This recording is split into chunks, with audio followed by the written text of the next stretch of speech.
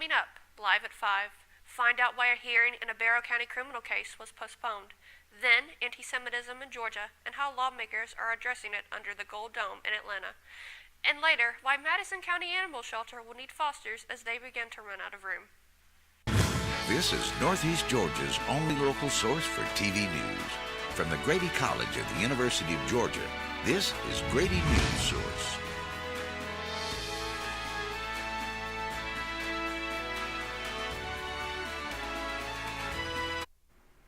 Welcome to Live at 5. I'm Hannah Nelson.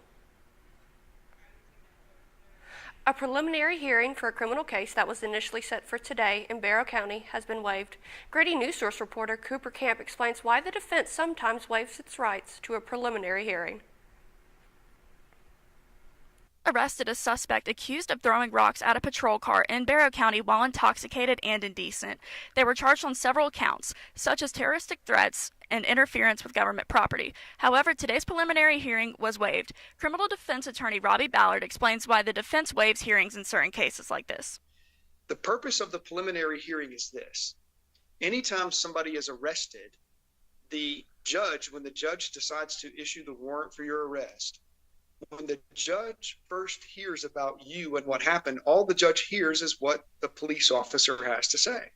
So you never get a chance to tell your side of the story to the judge before the judge decides to arrest you or to issue a warrant on which you're arrested. And so some people believe that's a little bit unfair. And so what we have is a preliminary hearing, and that is the first opportunity that the defendant has to present any argument or evidence that he wants the judge to consider when making the determination as to whether or not the defendant should continue to be prosecuted. So it is a preliminary hearing. And the purpose is for the judge to decide whether or not this person should continue to be prosecuted on the warrant that was issued for his or her arrest. And that's it. However, there are some cases that, because of the type of case it is, I know that having a preliminary hearing is not going to benefit my client. And quite frankly, there are some cases where having a preliminary hearing will hurt my client. The date for the trial has not been set yet, but there will be further updates to come. Signing off from Barrow County Courthouse, this is Cooper Camp with Grady Newsource. Last night, the Oconee County Board of Commissioners voted against a land rezoning proposition. Grady Newsource reporter McGregor Rowland tells us how the commissioners reached this decision. After much consideration and debate, the Oconee County Commissioners voted against rezoning that would have added a Publix and other shopping amenities on Mars Hill Road near the Oconee connector. The application itself wasn't consistent with the development pattern in the area. There were significant traffic issues, intensity of uses, and then just overall protection of the existing residences. The meeting was met with passionate protesters, all sporting the color red. We've been living in Oconee County for 30 years. The reason we moved here is the country-style living, low crime, not a lot of traffic, but it has increased. Mullen believes his community's protests will keep Oconee County to the standard his community is used to living in. You got to say when, or stop, or the growth's going to continue, and we're going to lose that country living standard. With Mullen content on the schools and low crime rate in his county, he believes denying construction on new developments will keep Oconee County in the right direction. In regards to this construction, Mullen and other citizens had various worries of increased dangerous traffic flow and crime. Although the board voted against the rezoning, the future of the land is still unclear. The applicant can pursue alternatives as far as what could go on the site. Well, it's up to them to pursue which way they want to go with that. McGregor Rowland, Grady Newsource. Bicycle and pedestrian safety is a growing concern in Athens-Clarke County. Grady Newsource reporter Clay Britton tells us about the latest project on Barber Street. Athens-Clarke County is building on the success of the Prince Avenue bike lanes. The Athens in Motion Committee, tasked with the safety among bikers and pedestrians in Athens, is now pushing for bike lanes to be built on the stretch of Barber Street from Prince Avenue to North Chase Street. The proposed design concept includes a two-lane bike path separated from the road with a concrete buffer. In order to make this possible, the current section of Barber Street I'm standing on will be expanded to fit the two-lane bike path. The street is separated into 4 segments and is designed to create safer access to areas and businesses surrounding Barber Street. Last night, the mayor and commission voted on whether to move forward with the project. Of the 3 people that came to speak publicly on behalf of the project, Melissa Link, former District 3 commissioner and biker, voiced her concerns. It's going to mandate either removing all the parking on the street or most of the parking on the street, or taking people's front yards. She also felt that there has not been enough public input. But the reality is, the people have not been really presented with this. However, Athens in Motion Vice Chair, Teresa Friedlander, says they have received enough input from the public for the project to move forward. Is all about, we are about what the community wants and needs, and we have done a pretty good job. Unfortunately, the commission tabled the design concept and will be discussed in the next agenda meeting. For Grady Newsource, I'm Clay Britton. Middle and elementary school students in Barrow County may be attending a different school next year. The school board voted last night to approve new elementary and middle school zones. They had to make new school zones because of the addition of the new elementary school. Got to be very methodical and very careful and understanding that even though we have to do it, a lot of people don't really prefer to be rezoned, and so it's a pretty intense process. The committee consisted of principals in the affected schools, parents, and community members. They presented the proposed zones to the school board in a work session on January 31st before it was officially approved yesterday. A new grant will help make composting more accessible for Athens businesses. Grady Newsource reporter Juliana Washburn spoke to a small business about what they need when it comes to composting. Stacks of board games and cups of coffee. That's what you'll see walking into Rook and Pawn in downtown Athens. But behind each pour of coffee are leftover grounds that have to be thrown away. Colin Webb, the general manager of Rook and Pawn, says they used to compost the grounds, but they had to stop because it became too expensive for the small business. We had to cut costs every single place that we possibly could. Webb says that the price of the pickup service and the effort to educate every staff member on how to compost correctly makes things difficult.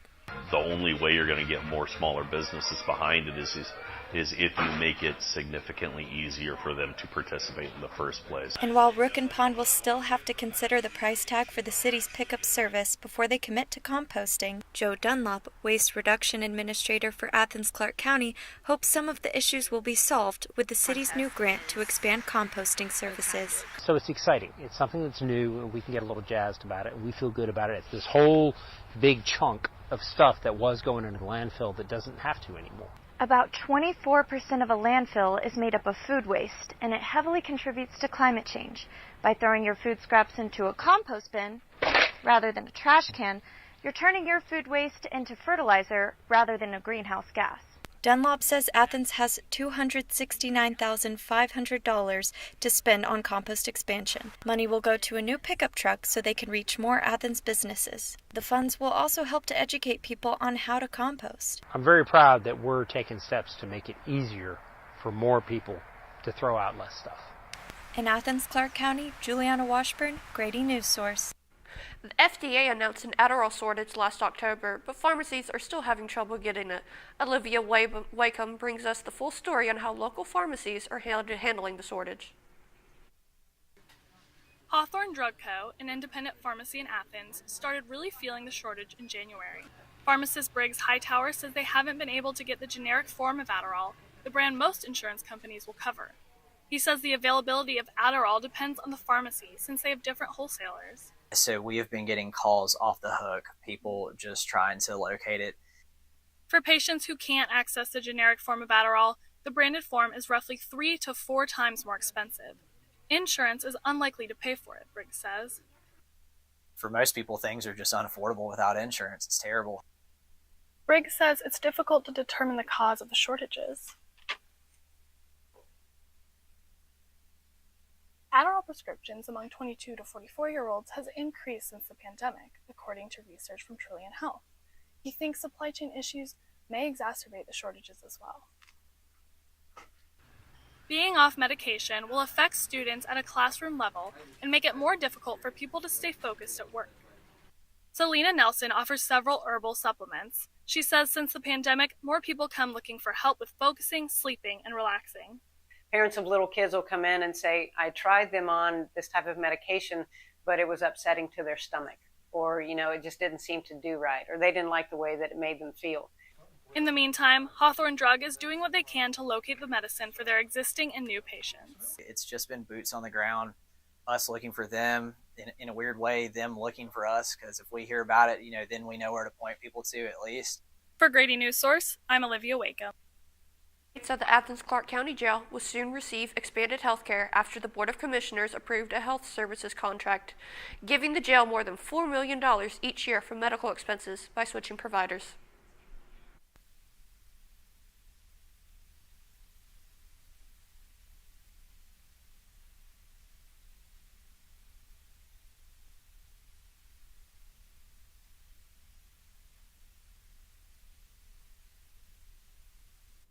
The jail currently has one nurse per staff per 168 inmates. With the new contract, the jail will have the funds to hire more medical staff. This is the first time since 2012 that health care at the jail will be expanded. Coming up after the break, how acts of anti-Semitism across the state has prompted the Georgia legislature to try and take action. During high school, I hung with the wrong crowd and I never graduated. I helped Santiago in many different ways, like all fathers do, because he always wanted to go to college. I felt a little embarrassed to come back to school, but eventually, once I came here, I knew that it's for a bigger goal. He was very dedicated, hardworking. He connected with his teachers, he connected with other students. That was one of the key reasons why he was able to keep forging ahead.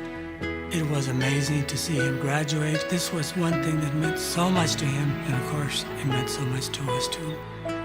With the help of my father and having my son, that was all the motivation that I needed. That support is everything. Find free adult education classes near you at finishyourdiploma.org. I think I finally found. Hey, how you doing? Hey, Mason. Hey, Mason. Got a new house. It's looking pretty cool so far. A place that I call home. I'm teaching Louise how to cook some lasagna. It only takes a spark to make a fire start.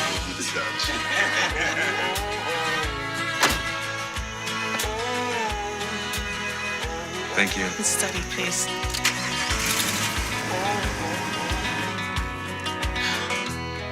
I think I finally found a place to make my own. A place that I call home. This place that I call home. The Georgia General Assembly is reviewing a bill to provide a state definition of anti-Semitism. Grady Newsource reporter Josh Tovleski brings us more information on the bill and its potential impact on students in Athens. I get told a lot that I don't look Jewish, but even the idea that there is such a thing as looking Jewish is really sort of offensive. Comments like these are the reason Lila Arnold and other Jewish students are hoping to see House Bill 30 make its way through the Georgia legislature and become a law. The bill aims to establish a statewide definition of anti-Semitism based on that of the International Holocaust Remembrance Alliance, which states anti-Semitism is a certain perception of Jews, which may be expressed as hatred towards Jews. It also states that rhetorical and physical manifestations of anti-Semitism are directed towards Jewish or non-Jewish individuals and or their property, toward Jewish community institutions and religious facilities.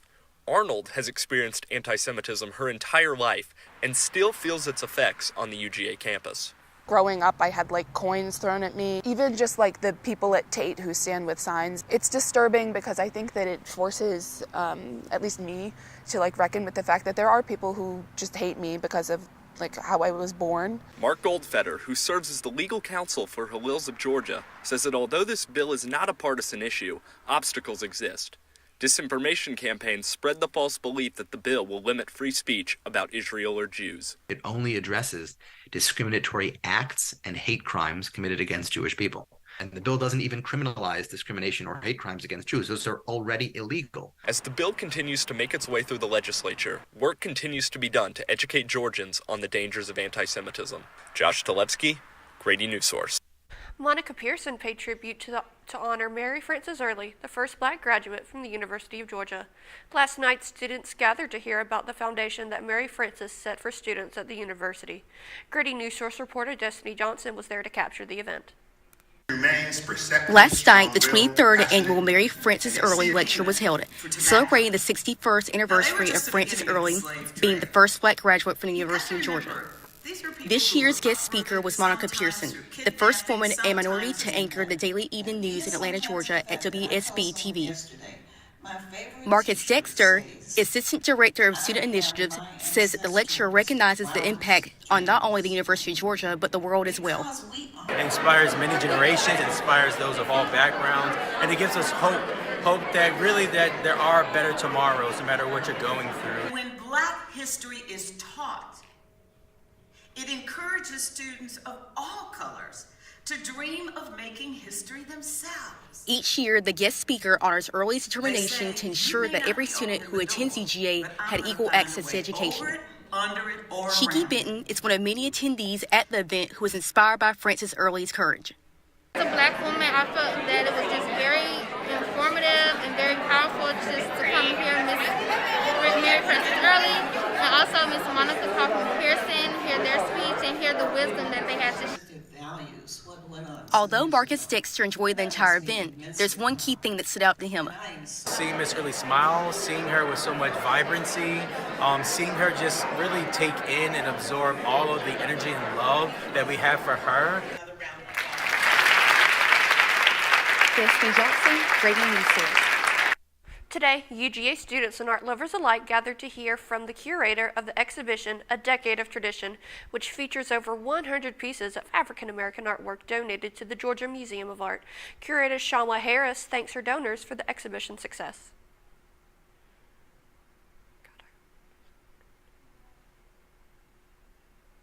The exhibition will be open until June of 2024. Coming up in sports, UGA has a packed weekend. Stay tuned to see where you can watch the games. People do some pretty cool things in their 40s and 50s. Why should saving for retirement be any different? I mean, they go back to college, learn new instruments, start skateboarding. Okay, maybe that one's not for everybody, but saving for retirement is. With aceyourretirement.org, you can get on track with your retirement savings no matter your age. Just have a 3-minute chat with Avo, the friendly digital retirement coach from AARP. You'll get personalized recommendations based on your input that are easy to understand and work with your lifestyle. It's quick, easy, and free. Plus, it's sponsored by AARP, so you know they got your back. Woohoo! Gnarly move, Dad. Thanks, sweetie. So wherever you are in your retirement savings journey, head to aceyourretirement.org and start chatting with Avo today. That's aceyourretirement.org.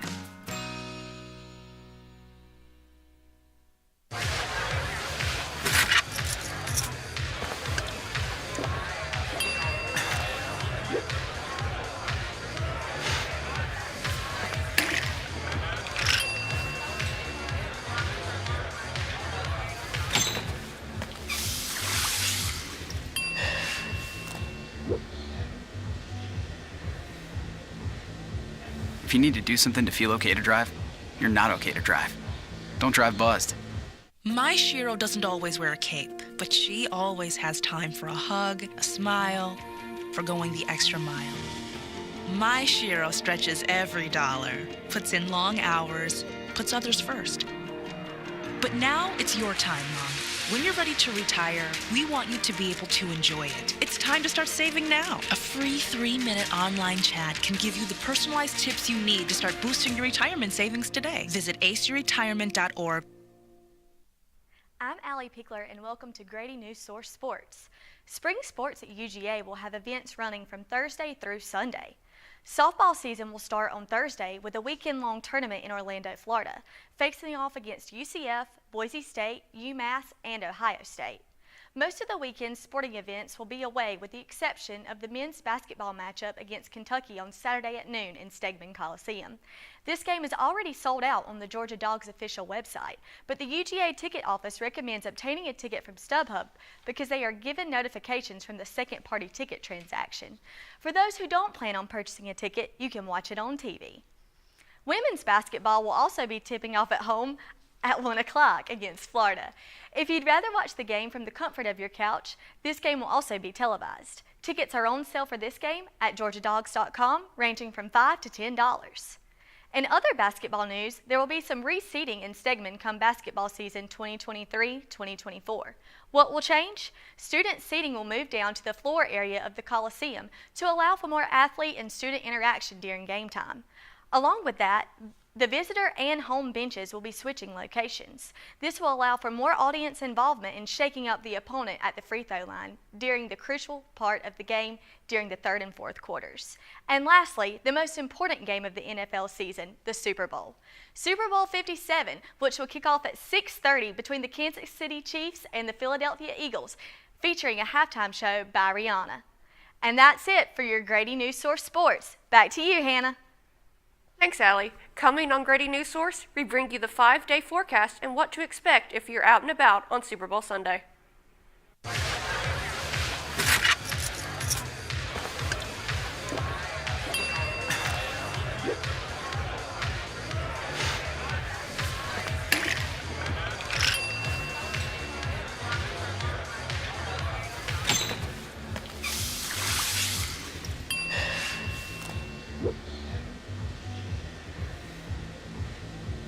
If you need to do something to feel okay to drive, you're not okay to drive. Don't drive buzzed. You're home before sunrise, on top of the house, the kids, and our future. The smell of your cooking is our alarm clock. My Shiro's day is never done. So let's start saving a little more now so we can feel prepared for retirement. A free 3-minute online chat can give us the personalized tips we need so we can live our lives to the fullest. Visit aceyourretirement.org. Julie was always a voracious reader. She'd carry 2 novels on an airplane because she'd read one on a 3-4 hour ride. And at some point, I began to notice that she would read a page and couldn't remember what she had just read, and she'd have to go back and read it again. I don't remember much these days after I read, but less does for me, and I love it.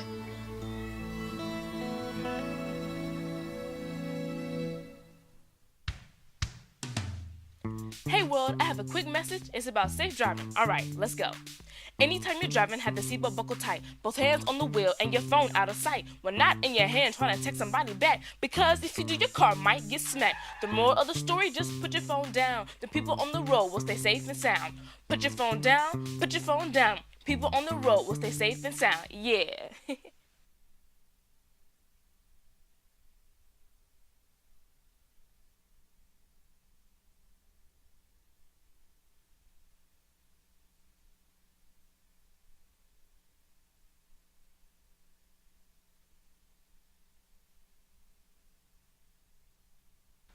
Out that umbrella, rain jacket, cute little rain boots, whatever you got, because it's gonna be a wet one. Things calm down on Friday, but still expect a little bit of rain. Not as bad as Thursday though, as the thunderstorms will have passed. And moving on to the weekend, we're gonna see some sun. Saturday it is partly sunny, and then Sunday we got a full sun for the Sunday Super Bowl, and of course we got the big game coming up. And for the temperatures for those coming out for the Super Bowl here on the watch parties, Myers Quad, or if you're gonna roam downtown, it's gonna be a little chilly, it's gonna be in the 50s. Game time is gonna go down into the 40s. So bring a jacket, be prepared for a little bit of chilly weather. You wanna bundle up, but not too much. And then of course, if we're going to Arizona, it's gonna be a 63-degree kickoff in Arizona, and the question there is, are they going to open the roof at State Farm Stadium? And the thing is, the last 2 Super Bowls at State Farm Stadium in Glendale have been in 2015 and 2008, then 66 degrees on the kickoff, and then 61 in 2008. And here you go, you can see 63 degrees, the nice number 63 on the graphic we got is the kickoff. So the past 2 Super Bowls, roof has been open. There's a very good chance that we will see them going 3 for 3 as the Eagles look to take on the Chiefs. And if we're going to go into some Super Bowl history here, the all-time high, 84 degrees kickoff, that was in 1973 in Los Angeles at Memorial Stadium. That was the Dolphins' perfect season. The low, the year before, 1972 in New Orleans, although a little asterisk there because that was the temp on the field. If we're talking about host city temperature, that was a 2 degrees there in Minneapolis. Very fortunate for the Eagles and Patriots that that game was indoors. And if we're talking rainy weather, we got 2007 Miami, almost an inch of rain, drizzle throughout. That was, of course, Peyton Manning's first Super Bowl with the Colts, and the halftime performance, talking about good halftime performances here. Prince playing Purple Rain in the rain. That was a show to see. No snow ever at a Super Bowl, but wouldn't that be something? And that's the weather for Grady Newsource on Colin Oaks. This week is Severe Weather Preparedness Week. Georgia's Emergency Management Agency is stressing the importance of lightning safety tomorrow. GEMA says you should follow the 30-30 rule. If you can't count to 30 before hearing thunder after seeing lightning, head indoors. After the break, we'll tell you about a local animal shelter that has hit its capacity for dogs. Last week, Brandon met a girl on a dating app. One day after work, he finally found the courage to ask her out. No answer. He started to panic. Was he being too pushy? Maybe it was too... Hey, sorry I didn't respond. I was driving. I would love to go on a date. How does tonight sound? Brandon tried to play it cool, but inside he knew. A girl so smart, so responsible. She must be a keeper. You know, a lot of people say, when you're going somewhere, you don't want to look back. But I beg to differ. For her to see her father celebrate his graduation, it's the best feeling in the world. I can't lie and say it was easy. But sometimes you just have to stop everything and take it in. I looked at everything in a different light. And I realized it started with me going back and getting my high school diploma. Jordan knows he shouldn't eat this entire bowl of nachos, but tonight he's earned that right. Because a few hours ago, in the middle of happy hour, he recognized a sign. Not from the gods or a bolt of lightning, but from a double heart, a kissy face, and a fourth ha in ha ha ha. That's when Jordan knew he was buzzed. So when it was time to go, he got a ride home instead of driving. Be a legend like Jordan. Recognize your buzzed warning signs and get a ride home. Buzz driving is drunk driving. There is a road laid out for me. First night here, but Amy seems cool. Leading down to the river. I am blind, but I need not see. What do you think? I know this road is there for me. If I'm really free, take me down to the river and walk. Are you a dog lover? If so, the Madison Oglethorpe Animal Shelter is at full capacity, and they're urging people to come in to adopt or foster dogs. Grady Newsource reporter Rachel Branning was at the shelter today and tells us how they're dealing with this issue. Barking can be heard from every corner of the Madison Oglethorpe Animal Shelter, and today, one dog got lucky. This morning, Charlie the Bulldog was reclaimed by his family. We come to get our dog. He was missing. I got Charlie chipped today, and we're going to take him home, and we are very grateful to Madison County Animal Shelter for what they've done for us today. Though some dogs aren't as lucky. The shelter is currently holding 56 dogs in 24 runs, and shelter director Erica Hendricks says they're at capacity. From what I've been told, this year has been the worst for a lot of shelters. The two counties are filled with strays because of the large masses of farmland, and Moaz is an open intake shelter. So, if someone brings in an animal, the shelter has to take it in, even if they don't have space. When they have no space, they have to euthanize. Hendricks says that this is a decision they don't want to make. We've asked for our community to step up if they have any room in their homes to foster, to get some of these dogs out until hopefully they can be rescued or adopted. When pets are adopted, fostered, or reclaimed, they clear up space for another to come in. They're saving a life. They're not only saving the life of the animal they're going to foster, they're saving the life that's coming into the shelter. Hendricks is asking anyone who is interested in adopting or fostering to contact the shelter.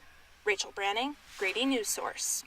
That's all for tonight. I'm Hannah Nelson with Grady Newsource. Have a good evening.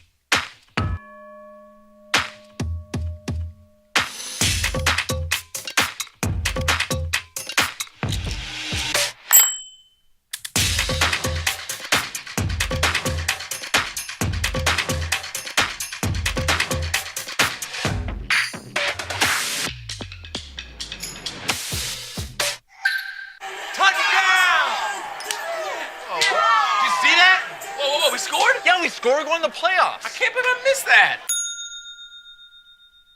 Every time I'm buzzed, I spend too much time on my phone. What? I should take your phone away. No. I'll call for a ride. Hey, why does my face look like that? I'm playing with these new face filters. Okay, you know what? Yep, that's mine. I'm gonna need that back. No. Kevin!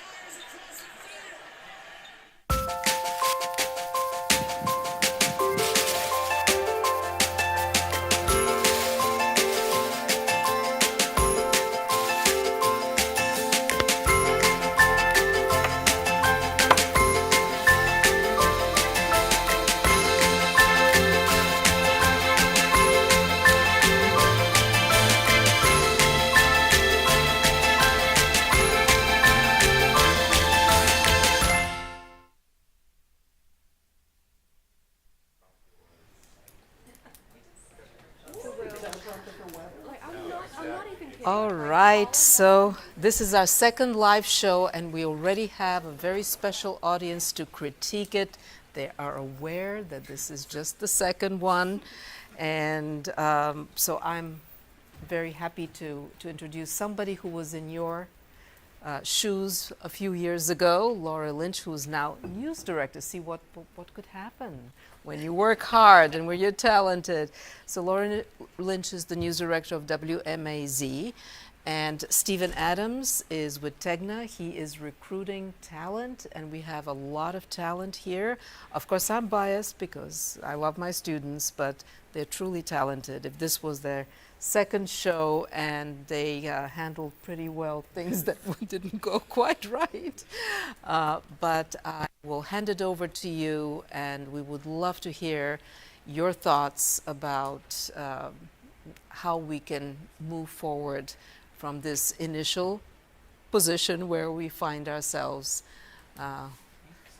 And I will hand it over, to you guys. Yeah. Okay. First of all, great to be in here with you guys. You should be really proud of yourselves for the second show. I've seen a lot of news source shows. I've been a part of a lot of news source shows. So I get it. I know what it's like. I remember that pressure and stress in college of having to do it, because this is like a real job, and it's the best simulation that you can get of what it's really like to be in a newsroom. You guys did a great job. Connor was over here giving me play-by-play, but you guys should really feel good about what you've done, particularly for a second show. I thought technically it went really well. I thought the producing was good. I did. Yeah, they're really it went very well. Yeah.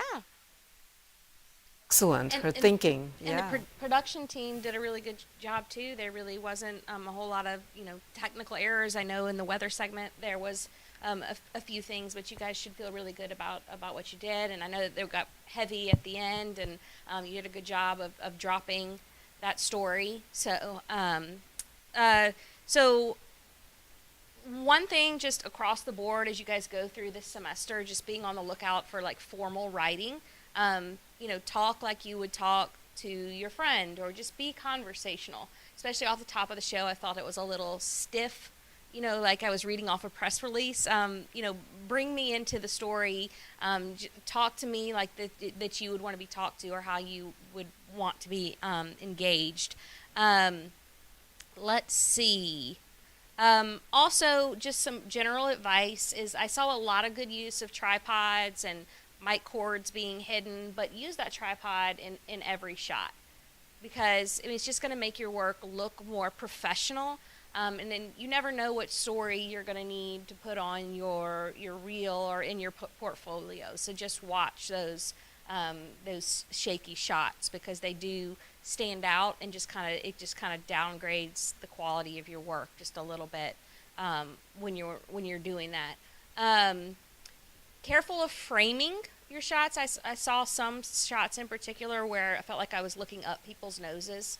Not flattering for anybody. Yeah, I don't want meant anybody to tell look you up you my were not nose. here last time, but we did mention that don't film people from below, because it's a cinematographic way of just conveying that a person is intimidating, or Yeah, it doesn't. But you were not here during the critique, and I was going to talk to you, but we were so busy that I was going to talk to you about not doing that. You have to keep it on eye level, right, Laura? Right. Meet them at eye level, so that that they're looking directly, and it doesn't make a person feel bigger in stature than they are, or diminutive in how you're framing those shots. And I love the stand-ups that all of you guys put in there, so I could tell who was doing the work. I know all of you don't want to be in on-camera roles, but still great to see you in all of those, and develop that in your work. So even if that's not what you want to do, I would try to add those in for the purposes. It does make the newscast more interesting to be able to show. And Olivia, I appreciate you trying to do the match edit, stand up. I think that was a good use of trying to be creative. I heard a lot of Nat sound in several pieces. That was really good, particularly the one at the end stood out, captures my attention, brings you into a story. Destiny, your package, you had Monica Kaufman talking in there at some point. I would have liked to have heard that off the top, because she was saying something very interesting. And then one thing that I saw in a lot of the stories too was just really work on your character development. People want to watch other people. They relate to other people. So, really try to tie it. You did a nice job of developing around the coffee store. So anything that you can do to tie it more closely to a person is going to make your emotion pop a little bit more. Destiny, for your story, I think that story was really about students listening to that talk more than what the people were actually saying. So could you have framed it more tightly around, how the students connecting to this topic of this woman who's so important in Black history? So kind of putting a little bit more through their eyes. Lots of jump cuts. Lots of jump cuts. Lots of jump cuts. Y'all, that's something y'all can work on as you go through this semester. I thought the sports presentation, Allie, you were very poised on camera. I had a nice delivery to that. I know you're very limited in video that you can use in that from rights purposes, but I thought you did a nice job. Colin, I know y'all had some technical problems going on. You did a great job rolling with the punches. I know you're a sports guy, so you tried to get a whole lot of sports references in there. I thought that was creative, so like what you did there. But yeah, I think it's you have a really strong class. You have a lot of good elements, and I think you should feel really good about what you're doing. If you have any questions about like your individual pieces or producing, or is there anything that I can answer for you, then I'd be happy to do that. But I'll let Stephen take the mic now. Well, first of all, this is an incredible resource over here in Laura Lynch-Jones. Easily one of the best news directors in our whole company. And she was just telling me on our walk over that you and one of our other great news directors, Julie Wolf, both did this together in this room. So you could really end up pretty high up coming out of this experience. I want to echo what Laura was saying. I wouldn't have known this was your second show of the semester. I'm not going to lie. This was a clean show. You should be very proud of your first time producing. Can we get a round of applause? I'm sorry. You should be really, really proud. Absolutely. This was cleaner than the show we saw back in October, and that was a little longer into the semester. So I'm really, really excited to see where you all end up. I think, like, just off the top, Hannah, good job rolling with the punches. I think you had a, calm, cool, and collected demeanor throughout the whole time. So, as you get more reps on the anchor desk, it just gets better and better from there. Let's see, where's Cooper at? Cooper, what's going on? Steven, nice to meet you. So, one of the things, I would have loved to see in your piece is almost if we could have done that as like a look live with you kind of on both ends, right? Because you kind of pop up at the end there and I'm like, wait, who's it? Oh, that's Cooper. Like, so like I would have loved if we had like you off like the top and the back end, because when, there wasn't a lot of video in the VO portion, right? So we're looking at you, and is Mr. Ballard, is that the guy's name? Yeah, we're looking at you two for like the whole time, and then we go to the sound and we're still looking at you two, and that's kind of an extended sound bite. Seemed like a really sharp guy, good person to listen to. But if there's any way just to kind of mix it up throughout there to kind of keep with that pace and kind of keep it moving. I wanted to talk generally about teases, right? Because we had the dog story. Rachel, where's Rachel? Rachel, you did the dog story. I'm going to talk about that in a second. I love the dog story. But when we're teasing Rachel's story, that was down towards the end of the show, right? I think the actual script we had there was coming up after the break. We'll learn about a local animal shelter that has hit its capacity for dogs.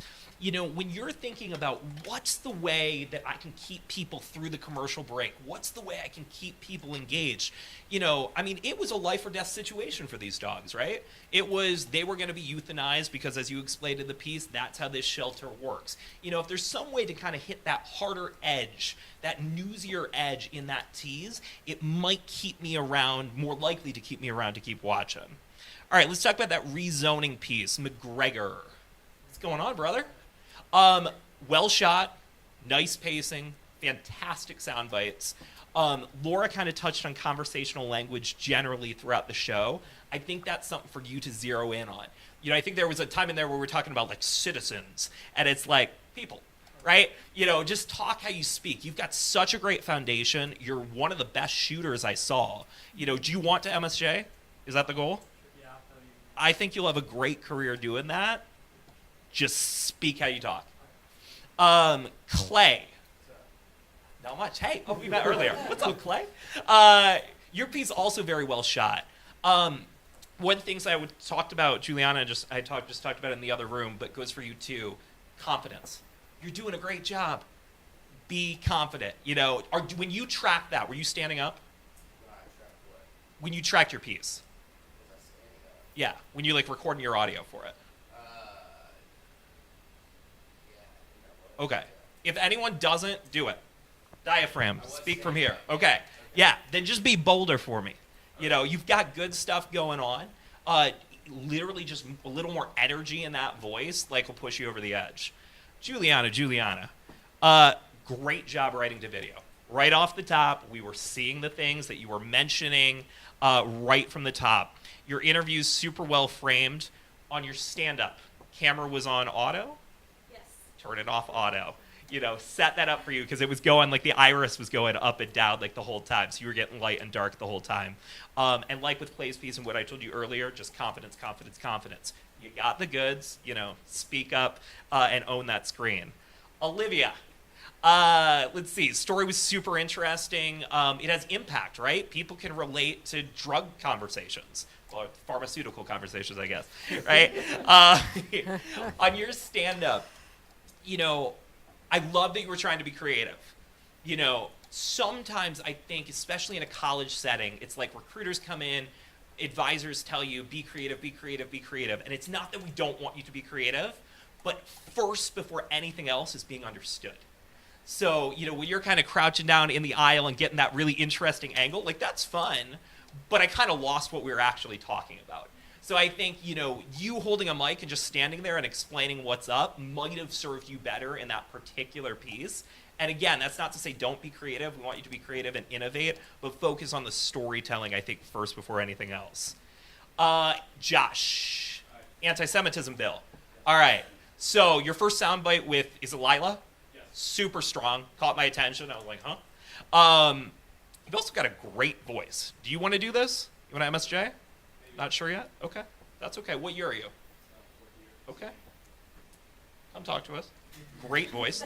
The one thing I would say is, like, do you ever watch, like, 60 Minutes or, so, right? So they're always kind of following people around. They're kind of getting people in their habitat. Like, Lila was such a good character. I would have loved if you just kind of followed her, like, on campus, and then peppered her with questions as you're doing that. Because she's going to drop a gold soundbite while she's, like, you know, writing an essay or doing something, and then you're going to have more video than just those static interview shots, right? I'm not taking away from what Laura's saying about, you know, having a tripod, because that's good too. But you did probably want some B-roll of her just because she's such a compelling character. Destiny. You've got the confidence. That came through. We love that. Your tracking was super easy to understand. It certainly woke me up. I loved hearing it. One piece of advice on the interview with Marquez, is that his name? You interviewed him in front of basically kind of a wall of windows that kind of washes them out. So just be careful with that. You know, try not to put people directly, like, with light right behind them. Allie Sports. Hi. You're very warm, super personable, loved it. I echo what Laura's saying that, like, it's hard sometimes because you might not have much video. Getting me through a whole sports cast that's kind of just graphics is going to be a little challenging. So think about any way possible that we can bring video in. I understand that, like, we probably can't have a basketball game, like, that's going to be a rights issue. But you talked about the Super Bowl a little bit, right? You know, maybe there's an opportunity to go out and get some MOS on campus with people's Super Bowl bets or something like that that gets you a little sound into it, makes this sportscast just a little bit more dynamic. Sorry, my grandfather is calling me. Colin, weather. Okay, couldn't hear you for a bit, you knew that. But when we did, hey, you were talking about the Super Bowl, right? That's the thing we cared about. That was the thing, that's a weather story that's totally relevant. We've got, I don't even know how many people in Phoenix right now. I mean, we got a station there, but we also sent a Technic contingent out there to work on the Super Bowl. So that's the kind of stuff we can get involved with. You come work for us. I would have loved for your Super Bowl graphic to appear earlier. And kind of, because you start talking about it for a long time and we're stuck on that 5-day. You know, so just kind of match up with what you're saying better. I loved the anecdote you gave about the roof. That was a make me smarter thing. Is the roof going to be open or not? I don't know. I'd never thought of that. Like, that's pretty interesting. That's probably something you do have the rights to. Like, do you guys have Getty or AP or something? We have MGN. MGN. Okay. It's entirely possible that MGN's got, like, a shot of that stadium, right? So you can show what you're talking about. Because that was a newsworthy element inside a weathercast that we could have showed somehow. But overall, great job. Rachel, I'm so excited to end on you. You did a fantastic piece. Conversational writing at its finest in that piece. Your explanation on just, like, the open intake shelter, like, was just interesting. Like, I've sat through, I don't even know how many dog pieces, and that was the most succinctly I've heard it explained. I think it took you, like, 10 words to do it. But super conversational writing, really, really good job all around, and pretty good shooting, too. Great close-ups, yeah, and I mean, you can't go wrong with a close-up of a puppy. Yeah. I have a mic. Oh, you have a mic. I have a special one. Oh. I'm extra special. Yeah, I was taking notes in case you guys forget, but I totally agree with everything you said. With Destiny, I would have suggested, you know, to take. It would have been simple just to kind of take B-roll of people listening to Monica. I think that would have helped with some variety because it was just too much. Maybe you set up your tripod and you were recording everything, and I understand. But maybe you could have, from time to time, just kind of filmed people watching. That's what I would have added. And but I really lucked out this time. You can see the level of all of them, and Logan really surprised me at, this is the second show. We also had a great, Clay was also our first producer of the mock show. Both of them did a great job putting stories together, and I just couldn't believe that this was your first time. And I hardly suggested anything because she already had that thinking of a producer, how the stories belong together. And so everybody did a great job. And I don't have anything to add, but just to say, just keep working on it and doing this great work. And we'll keep working on the more conversational. That's what I've been repeating also. How would you describe that to your mom? Yes. And or to your friend? And I'm also telling them what I used to do: read out aloud to yourself, and that's when you discover how formal you are sounding. Unless you read it out to yourself, it's okay. Nobody thought I was crazy. I was reading out my scripts aloud all the time in the newsroom. People knew I wasn't crazy. So another thing that's kind of easy to do there that's sort of fun is in Tampa, we created a whiteboard and we had a banned words list on the whiteboard. And we started out by banning crazy stuff that you're going to be like, how did you write around that? We banned suspect, we banned victim, all kinds of stuff. Because the reality is, if some dude got shot in the street, you can say a guy got shot in the street, right? You don't have to be the victim of blah, blah, blah, right? So you can start by having a really intense list of words you're not going to use, and it starts your brain thinking differently. You're like, oh, that is how I would explain it to a friend, right? I think the one that got me in trouble one time with an anchor is I said dwelling, and that got a 20-minute speech. House, right? So, and you can sort of peel things back through the semester as you're like, I don't know how to write around that. Maybe that shouldn't be on the list, but it's kind of a fun activity. Yeah, I'm on the fence about suspect because we do not use mugshots. We don't use the names of people who have not been convicted. You can use the age of a person to possibly say something, but suspected, alleged, I guess it's ingrained in me from my years of reporting, and that was the way the place I worked at required us to be very careful about people who presumed innocent until proven guilty kind of thing. So I'm still, yes, and I'm all about people instead of individuals. That's my pet peeve. Well, and individuals, people would be, yeah. And I think that's a banned word for sure, individual. And that leads into such an interesting conversation too, because alleged doesn't protect you legally, right? That's something we talk about with our lawyers a lot, right? So what protects you legally is attribution, right? Police say. Oh, good point. Authorities tell us, right? And we don't want a whole script that sounds like that. But, just saying, Clay allegedly broke into the Grady school last night, I'm still screwed if that's not true, right? But if police did tell me that and I said police say, that remember happened, that's a fact. Yeah. Right? So whether or not that turns out to be true, obviously we hope it does, but it's true that police said that. Yes, attribution, especially in those cases, yeah. Cooper, even though it looked odd, because but she saved the day because she has been working on this story since yesterday. And she's been chasing people. Then she was going to do a live shot. We couldn't do one. She found out that she was going to cover a hearing that was postponed. So she's like, what am I supposed to do? And she still had that expert lined up. So things worked out for her. But she fought for that story until the very last moment. And I was on her case because I'm nervous. This is a legal case, and we've got to be very, very precise and accurate. And she made it in the last moment, but she really, really, really worked hard to enterprise the story and to chase it and literally chase it. And even though visually it looked a little awkward, I'm proud of what she was able to. And same with McGregor. Both of them were working. They found new stories, and he went to that meeting and he shot that. And I mean, it was very well shot. It's just that the interviews, just the sound bites. Unless those people, you want to show them how intimidating, and that's your script, then do that. Or if you want to diminish them, shoot them from above. But otherwise, yeah. And also, I'm extremely proud of all of them. Found news. I mean, they pitched.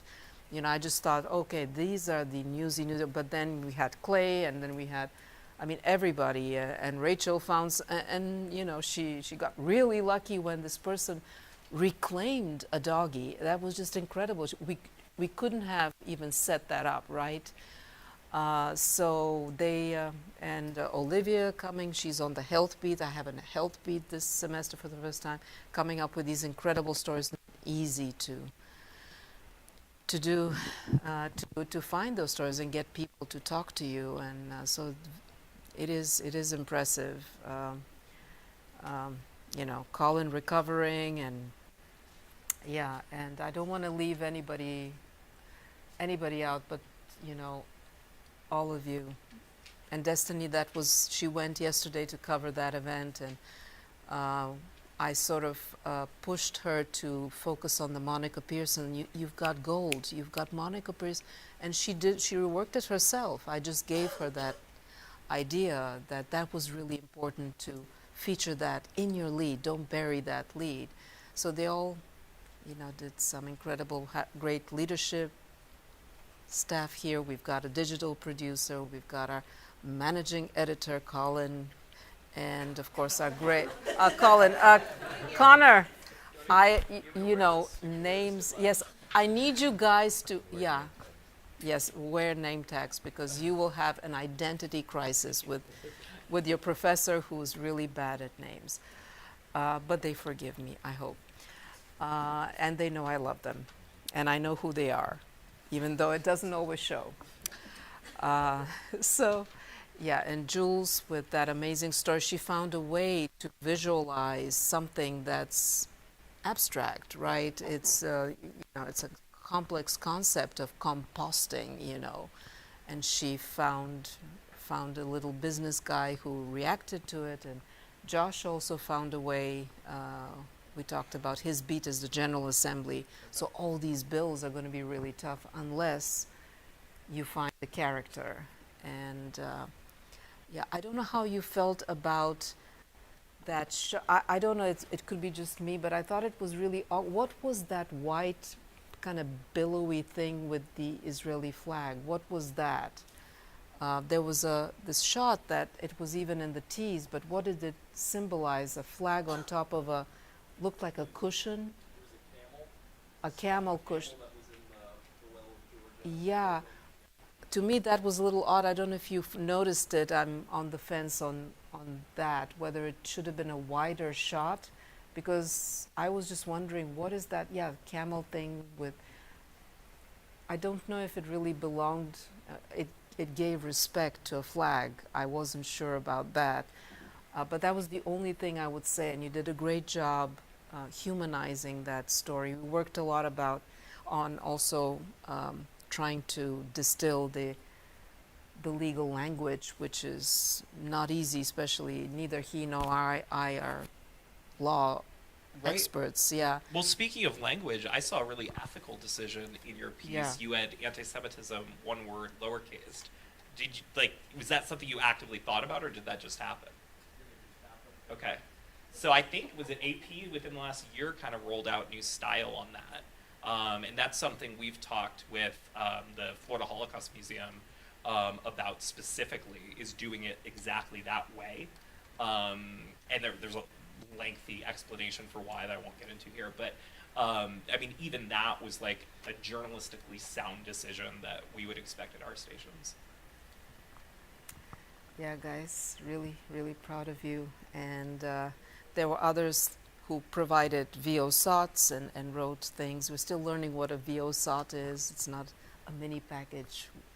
But it is confusing, yeah. But that's the only thing we're sort of still sorting out. And Um, yeah, so as you see, I'm really lucky and can't wait to see where they will be in just a few months. Yeah, 2 months, 3 months. Yeah. And I really thank you for coming. It gives another viewpoint, and as I said, I've been taking notes for them to just kind of be on their case for things you mentioned, so we can work on them and keep getting even better. And guys, do you have any quick questions? Anything you'd like to? Yeah, we really appreciate you made the time because this is really tiring for them. You've been up since I don't know. This has been the best part of the day. Oh, good. Oh, good. So Well, we were for me excited as to well. come For over me here. as well. Yeah. It's been a lot of fun. So the career fair was great, but you guys know if you went, it's a lot. It's a lot for us too. Yeah. So it was nice to come over here and just to be able to observe you guys doing your thing. So we appreciate you letting us come in, and it's good. You guys should be proud. And we're very lucky to have you early on so that we can keep growing. And I'm so happy you're giving them, asking them to have confidence. And that's wonderful in their delivery, and because they deserve it. Yeah. Yeah, so thank you guys. And thank you. And we look forward to you joining us again, and from time to time to do, maybe on Zoom you could also join us for a critique later on to see even better. Yes, yes.